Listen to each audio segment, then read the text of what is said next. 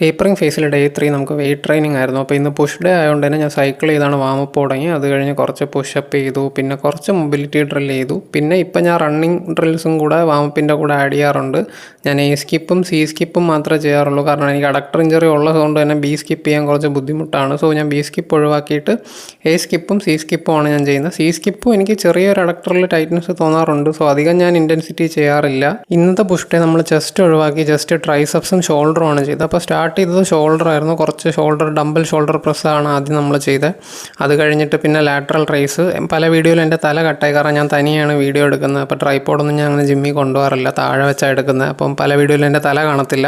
ഷോൾഡറിൻ്റെ കൂടെ തന്നെ ഞാൻ ഡെൽറ്റ്സും ചെയ്യാറുണ്ട്. ഫ്രണ്ടും സൈഡ് ഡെൽറ്റും ആണ് ചെയ്യുന്നത്. അപ്പോൾ ലാറ്ററൽ റൈസ്, ഫ്രണ്ട് റൈസ്, അങ്ങനത്തെ കുറച്ച് വർക്കൗട്ടും ചെയ്യും. ഇന്ന് ഞാൻ റിയർ ഡെൽറ്റ് ചെയ്തില്ല, കാരണം എനിക്ക് അത്രയ്ക്ക് ടൈം ഇന്നില്ലായിരുന്നു. ജസ്റ്റ് ഷ്രഗ്സും കൂടെ ചെയ്തിട്ട് ഞാൻ ഇന്നത്തെ ഷോൾഡർ വർക്കൗട്ട് കംപ്ലീറ്റ് ചെയ്തു. ഷോൾഡർ വർക്കൗട്ട് ഫുള്ളായിട്ട് കംപ്ലീറ്റ് ചെയ്തതിന് ശേഷം മാത്രമാണ് ഞാൻ ട്രൈസെപ്സ് ചെയ്തത്. അപ്പോൾ ട്രൈസെപ്സ് ഞാൻ അധികം ഇൻറ്റൻസിറ്റിയിൽ ചെയ്തില്ല, കാരണം കൈ കുറച്ച് സ്റ്റിഫായി കഴിഞ്ഞാൽ നമുക്ക് റണ്ണിങ്ങിന് അത് ബാധിക്കും. സോ ഇന്ന് ട്രൈസെപ്സ് വളരെ ടേപ്പറിങ് ആയതുകൊണ്ട് തന്നെ വളരെ ലൈറ്റായിട്ടാണ് ഞാൻ ചെയ്തത്.